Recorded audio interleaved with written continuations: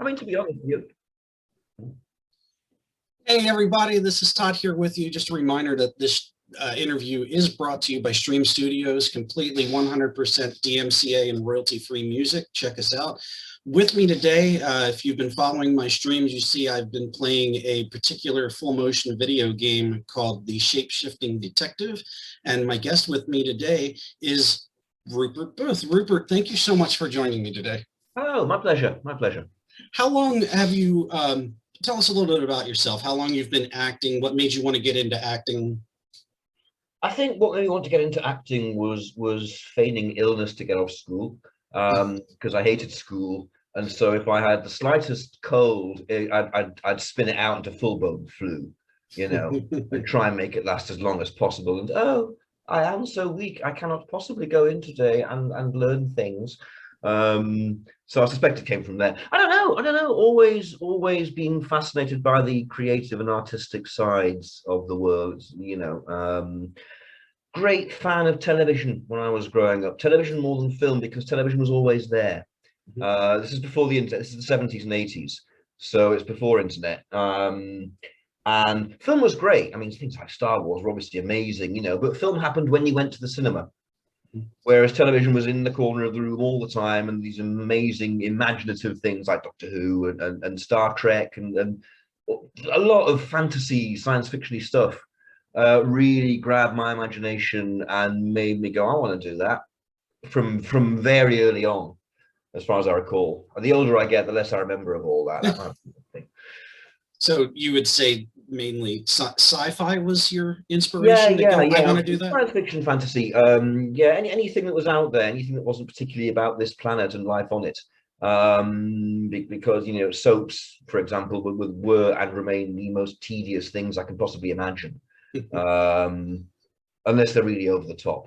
But yeah, so it was always about out there, and ideas are kind of what turned me on. Wild, crazy ideas, and trying to find the logic in them and how would it work, and exploring things that make me think. I like things that make me think, like The Prisoner. Sure. Things like that are my inspiration, you know. Yeah, that was a fantastic show. You know it. Good, yes. Oh, absolutely.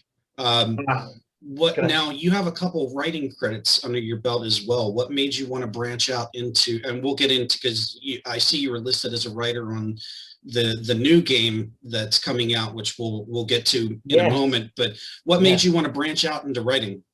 Well, it's funny enough, it's not a case of branch out into writing. I kind of, you know, at the end of my 20s, I thought, all right, is it writing or acting that I'm going to really focus on? And it was writing.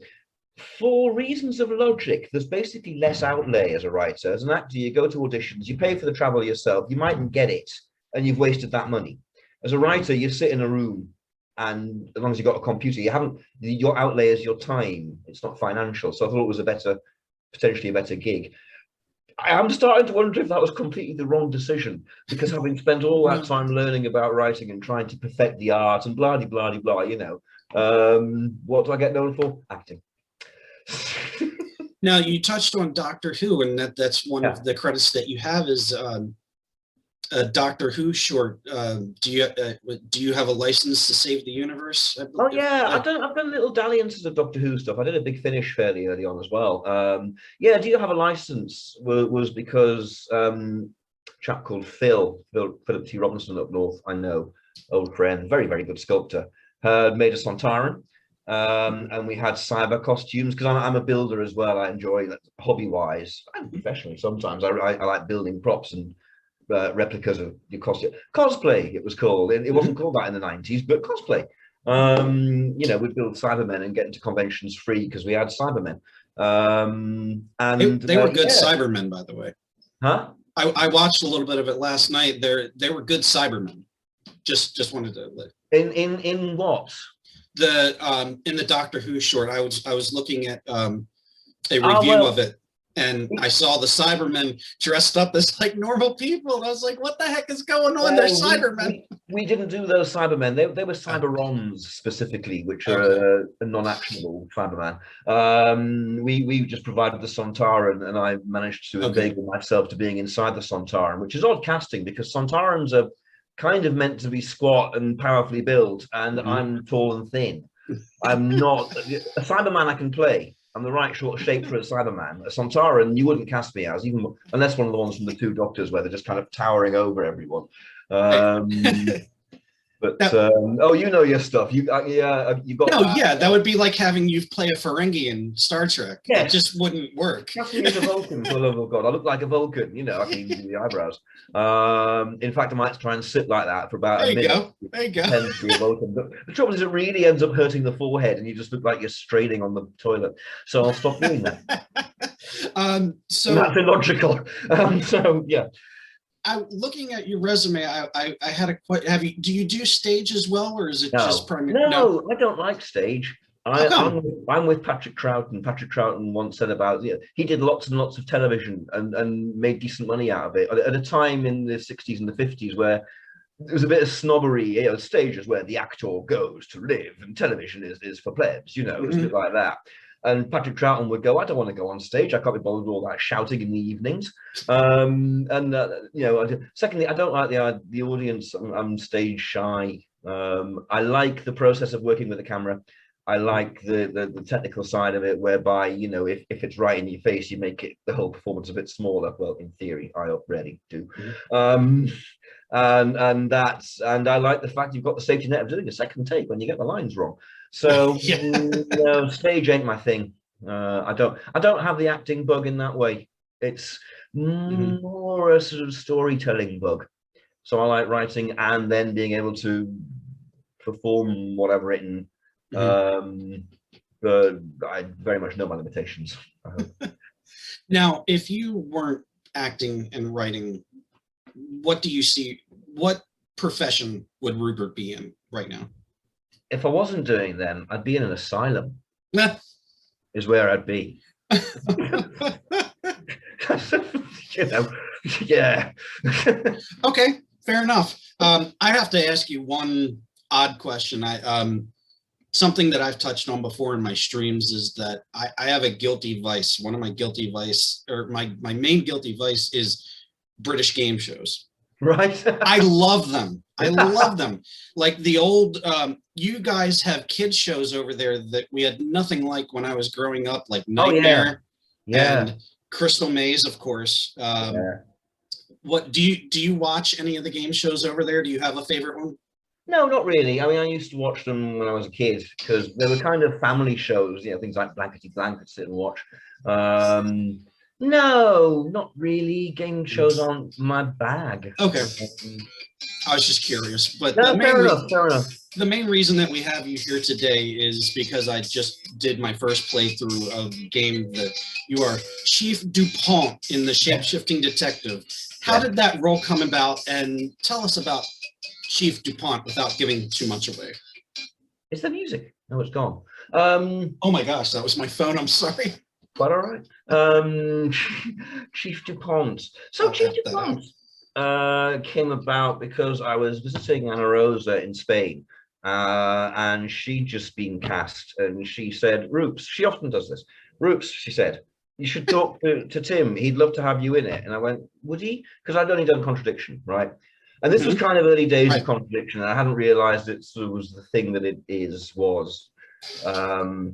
And she sort of basically bullied me into it. And I didn't bully me into it, just said, no, I'm doing this, and set the phone up, I don't understand these things. I'm too old.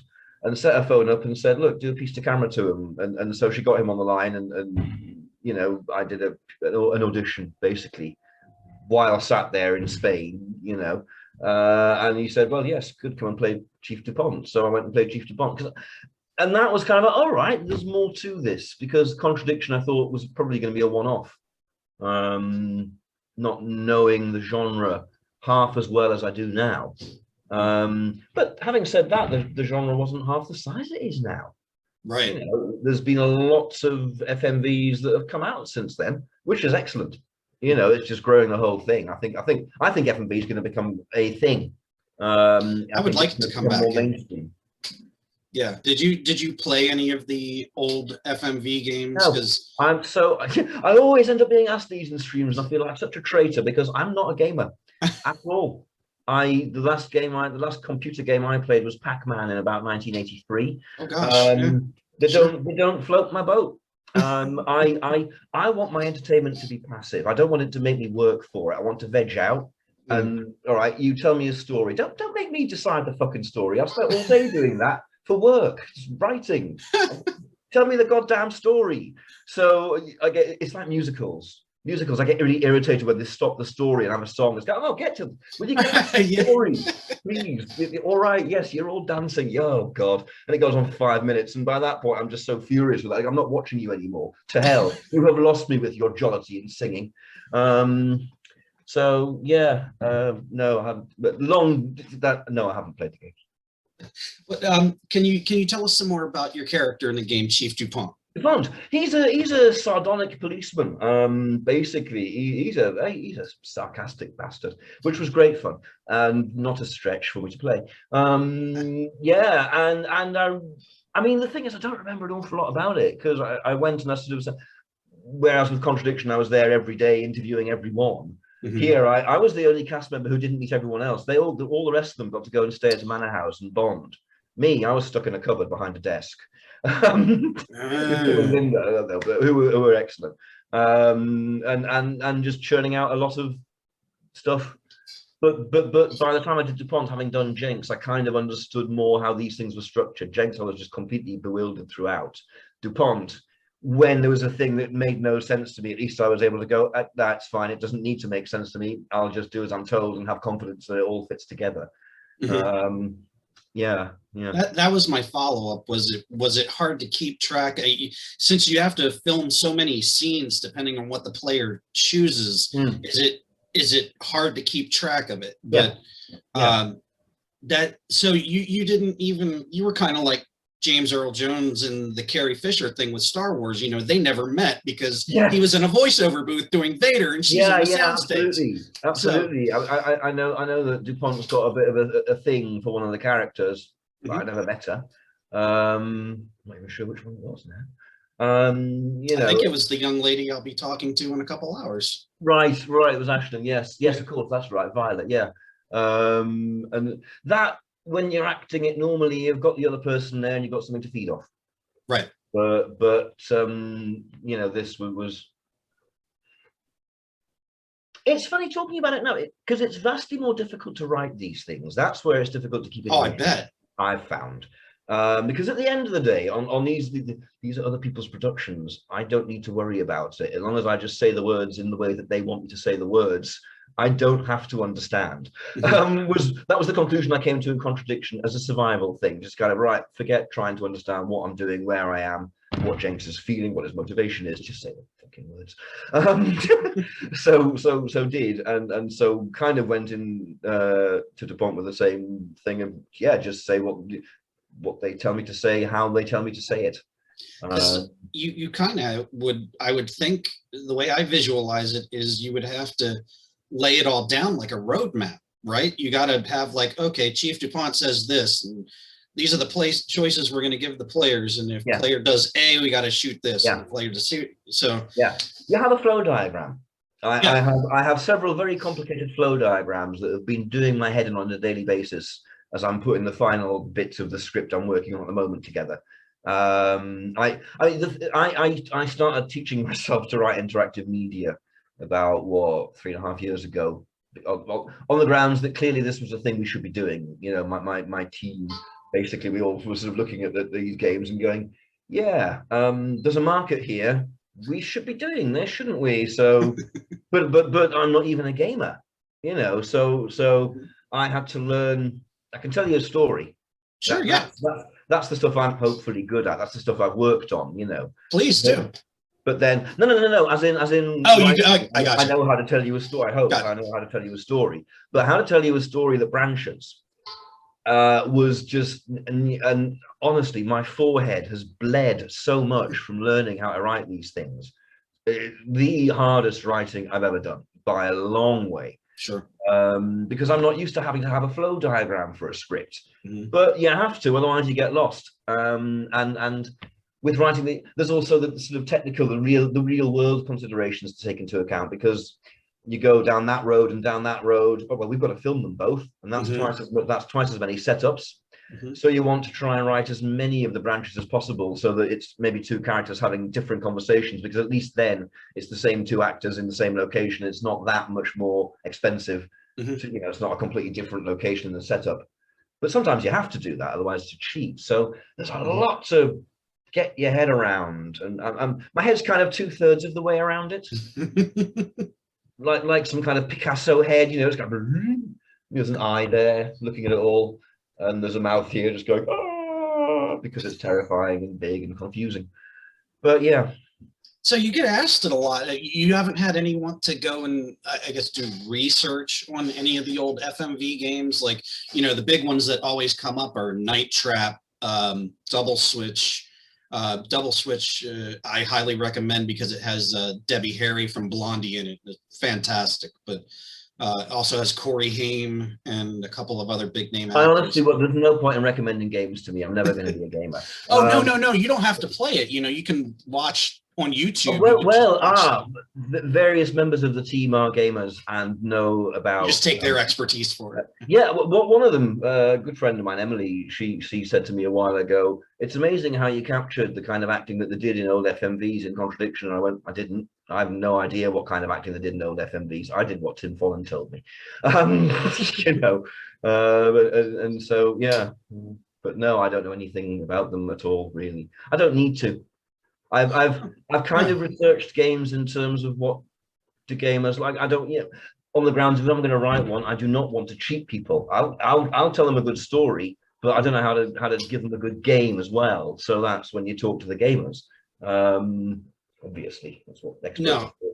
I think you have that down very well. I loved Shapeshifting Detective. Oh, well, I didn't write any of that. I mean, you know. Oh no, I'm just talking about your performance in it. Oh, thank you. It was everyone all the way around was highly enjoyable. I accidentally played it out of sequence. I played Poe and Monroe before Shapeshifting Detective, right. And so, but it doesn't matter. They're both fantastic games. And then I think I mentioned to you, when I get my shoulder done in a week and a half, Contradiction's on my list to, I'm going to go back and play Contradiction, and that kind of leads. Played Contradiction? No, I have not played Contradiction. Ah, right. Well, it's good you tell me that, because I won't spoil anything. Now, that's fascinating, because every time I've been interviewed, it's been Contradiction that they've come from, Jenks. So to have someone who's kind of coming from, I haven't seen Jenks yet, but I have seen DuPont, that's really quite nice. That's quite fun.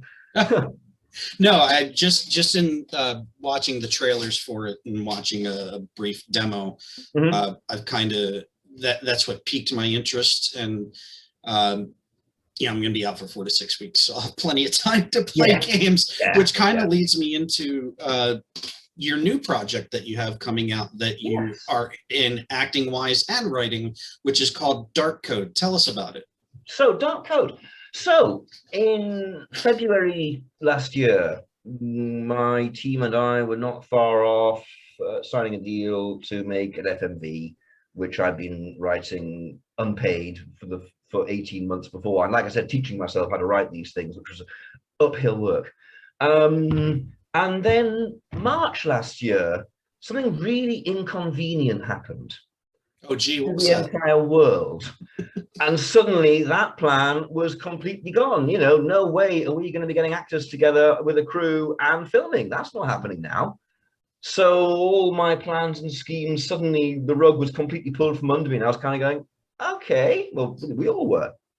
And Craig, who is the director, well, was going to be the director, will be again, didn't take this lying down. And he said, right, can we make an FMV in lockdown? One night, I remember getting an email just before I went to bed. And what I should have done was go, no, of course we can't, you Welsh fool. How are you mad? But I didn't. I went, theoretically. And we kind of started busking out an idea, and it was, you know, what happens with, imagine if Mulder and Scully were in lockdown. How the hell do you do X-Files stuff if you're in lockdown? Well, the aliens are in lockdown as well. What happens then? And so that gave us the sort of basic framework of it, which is that I'm a secret agent called Mark Scott, who kind of investigates stuff like that. And you, the player, are part of my network of people over the internet and we've all been working together in lockdown separately to solve things. And there's a thing that we have to solve. And so we solve it, or don't, depending on branches and choices. So Craig and I wrote this, with Craig kind of taking the lead on the story and me taking the lead on the branches, because I'd been spending the last 18 months learning how to write that. And Craig's a filmmaker. Like, you know, we all come from filmmaking backgrounds, not all of us, but a lot of us in my team come from that background rather than games. So, you know, we've all having to learn all that, and I put that work in. Got the script together and got shooting on our phones separately, which was the bizarrest experience, because so it would be Zoom calls. It would be Zoom calls like this, but we all recorded independently on our camera phones, right? So you'd have to talk to your phone when you're meant to be talking to the person who's actually on the Zoom on there, the other actor. So for one thing, you're looking in completely the wrong direction. And when you're looking at the screen, your screen, that's meant to be where all your data and information is, not the other actor who's there. So that's really confusing as well. And sometimes you can't hear them. I remember a couple of times people kind of, you know, Craig going, that was your cue, Rupert. And what? And she said something, I can't hear what she's saying, and I can't see her because I'm looking over there now. And so it was bewildering. I don't know how Craig did it. And Craig had to direct us all remotely. You know, he's great hands-on. We've had read-throughs before, and he, you know, likes being there in the thick of it. And working with you very directly and writing meetings like that, you know, that's good. I like that as well. But this was, yeah. So that's in post-production now. Do we have a release date for it? No, not yet. No, not yet. Because of the way that the whole thing, I mean, you know, this was a kind of pulling the irons out of the fire. Can we do anything? So it's very much being done in people's spare time. Yeah, we're just fitting in as and when people go, but yeah, it's on its way. It's on its way.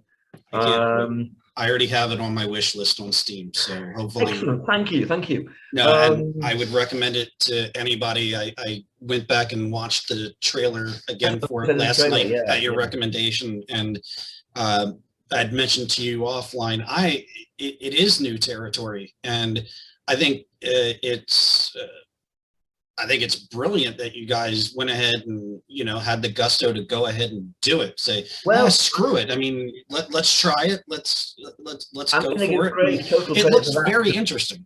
I'm going to give Craig total credit for having the gusto, because that's where it came from. He's the one who wouldn't take no for an answer. He's the one who kind of went, no, I'm not having a fucking pandemic stopping us, which is impressive. And, you know, has very much been the energy that's kept the whole thing going. You know, I did a lot of work on the writing, and you know, I'm sort of the player character in it and all that sort of bit, but it's his project. He came up with it, so fair play to him. No, kudos. But just from the trailer, it doesn't, the difficulties that you were describing having to shoot that the way that you did, I would say just from that trailer, it didn't look like it was difficult at all. Good. You guys, it looks fluid to me. It looks fantastic. I think it's a great subject, and I think it's new, which is always exciting. So I hope you guys shoot the moon on this. I hope it's a huge success. And the nice thing is, you know, I mean, this is exactly what you're saying. It does actually quite excite all of us. This hasn't been done because there hasn't been a pandemic like this in the era of FMV games existing anyway. So, you know, that is, and yeah, I'm pleased to, you know, to know it's one of those things of turning disadvantages to your advantage. All right, we can't get the actors together. Let's make a thing of that. That's a plot point. That's a problem for these secret agents who usually, you know, you meet me at the corner on this, bring guns, we'll deal with the problem. Well, no, we can't do that. You know, so yeah, hopefully that we'll have to see how it goes over. I'm dead nervous. Obviously, you're putting a lot of hard work into it. That's not hard to tell. Now, it kind of brought up a question for me. Now, the trailer does show there are some scenes shot outside. Was it difficult to shoot? And I know people were wearing masks and everything, but did you have any complications with shooting outside in the UK? There wasn't very much outside. The outside stuff was some of the very earliest stuff we did. And my friend Duncan came over to do it. and it was, stuff of me in streets and going to a certain location to do a certain thing. So we both wore masks, and we just kept, I mean, this was sort of April, May-ish, so fairly early on. We just stayed apart. We just stayed apart, physically. And it was bizarre because, we used to live together. He's a really close mate, yet we're standing a distance apart, kind of shouting at each other. Okay, right, okay, well, you stand over there and say action when you're ready, and I'll come around the corner and do the thing. And okay, you got it, right, and this kind of foghorn conversations. Right. So yeah, but there wasn't that much to do. There wasn't anything about going into populous areas. Wouldn't have written that, But by that point, it was very much anything written was let's make sure we can actually do it without anyone being endangered. So yeah. I appreciate your time. It was so nice talking to you. I cannot wait for Dark Code. Please plug again. Who's the studio that's putting out Dark Code? Muesli Mountain Media. Okay. And where can people go check out the trailer for Dark Code? That's on Twitter at the moment. I haven't prepared for this, have I? That's okay. That's okay. But certainly it's on Twitter. If you go on to the have a look for the Dark Code page on Twitter, I think all the data is going to be there, and a lot of stuff when we're ready to kick off will be happening there as well. We've got plans. That's awesome. Yeah. Now, any of my followers, I follow the Dark Code page, so you can just look at my follow list and Dark Code will be on there. Please go check out the trailer. I can't wait. I don't know what much to say other than, Rupert, do you have anything else coming out that you would like to plug real quick? Not that I can talk about. It won't be coming out for a bit. That's what I'm working on at the moment. But also, there's a game called The Dark Side of the Moon, not Dark Code. Yes. Dark Side, yes. In which I played evil god called Gideon, and that's out now. That came out earlier this year. Yes, that's one's on my list too. Thank you. So, yeah, when you mentioned Shapeshifting Contradiction earlier, I thought, hang on a minute, there's also so yeah. What can you tell us about Dark Side of the Moon? It's bonkers and fun. It's got a lot of heart, and I go rocketing over the top in it. Great. As a bad guy, which they're the most fun to play, aren't they? And and he's a god, so that was great fun. That was great fun. Excellent. My recovery is going to be spent full of hours of enjoyment with your games. So thank you again so much. I'm not sure that my face is known for its recuperative properties. You might want to spread the net a bit wider. Well, we'll have you back if we can after Dark Code comes out, and I'll let you know how it worked out. Certainly. But as long as it worked out well, if it doesn't, I'll just be scuttling away and hiding with my tail between my legs and blaming it all on Craig. I'll have to interview him and tell him, guess what Rupert said. Rupert Booth, thank you so much for taking your time today. My pleasure. Thanks for having me. For Todd, me, Todd, or hey you, thank you everybody. God bless. Take care. Bye-bye.